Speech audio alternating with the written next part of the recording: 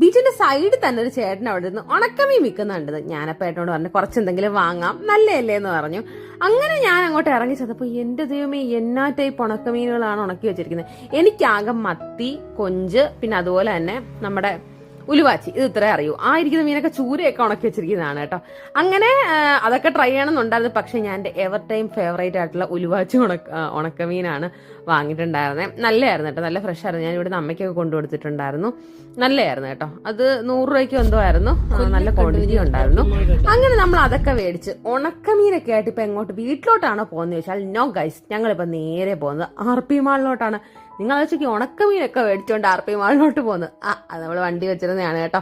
അങ്ങനെ നമ്മൾ എന്തിനാ RP മാളിൽ പോകുന്നതെന്ന് ചോദിച്ചാൽ പ്രത്യേകിച്ച് കാരണമൊന്നുമില്ല, ചുമ്മാ ഒന്ന് കയറി ഇറങ്ങാന്ന് കരുതി.